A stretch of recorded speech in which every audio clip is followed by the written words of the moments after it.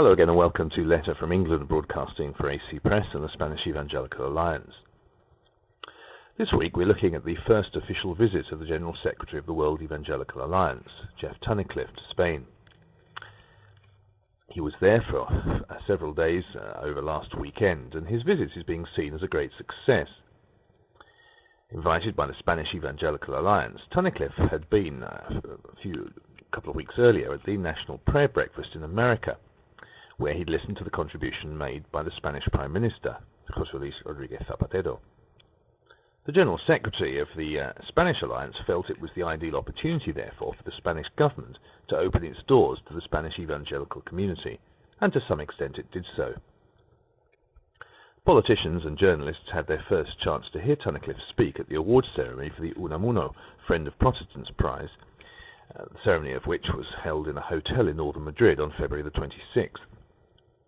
This year's award went to José Manuel Vidal, director of the news agency Religión Digital, for his work in offering objective, balanced reporting of religious affairs. In particular, he was singled out for contributing towards the recognition of evangelicals in Spanish society as normal citizens. Tunnicliffe brought various examples of evangelical involvement around the world to the attention of his listeners in his speech at the ceremony, reminding them that although evangelicals may be a small minority in Spain, they belong to a global family of around 420 million members. A good part of the weekend that followed was taken up with the annual meetings of the Spanish Evangelical Alliance, at which Tunnicliffe gave two talks. The first, A Global Agenda for Evangelicals, looked at current challenges and opportunities. The second opened up ways in which evangelicals can and should respond to these challenges and opportunities. He has a wide experience of contacts with governments, religious groups and other organizations in such diverse countries as China, Israel, Palestine, Australia and the USA, and he brought this to bear in his talks and in his conversations with church and political leaders.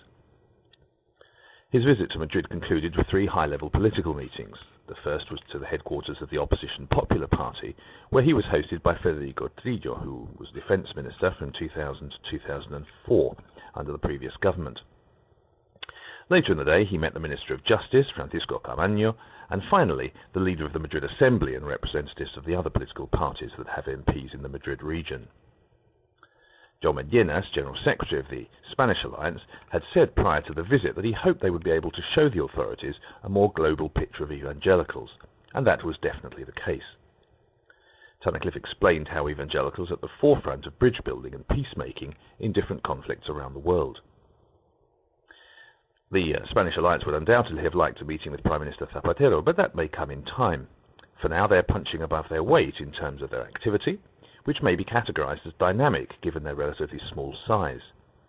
This is especially notable in their media work through the online newspaper, Protestante Digital, of which this English-language bulletin is part. Tunnicliffe's role as a worldwide ambassador for the 420 million evangelicals makes him the ideal person to tackle the subject that he brought to the Spanish Alliance conference. Recently, he has encouraged the Chinese government to look more favourably on evangelicals.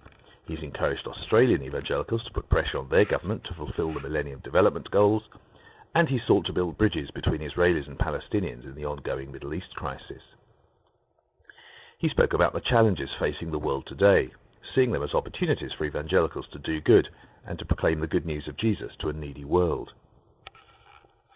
He talked about globalization, the worldwide financial crisis, the clash of world views, the many conflicts and wars, the gap between rich and poor, climate change, declining resources, and the moral leadership crisis in many places.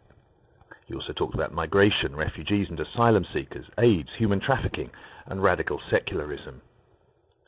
Speaking through a translator, Tunnicliffe encouraged his hearers not to lose sight of the fact that God is still building his church.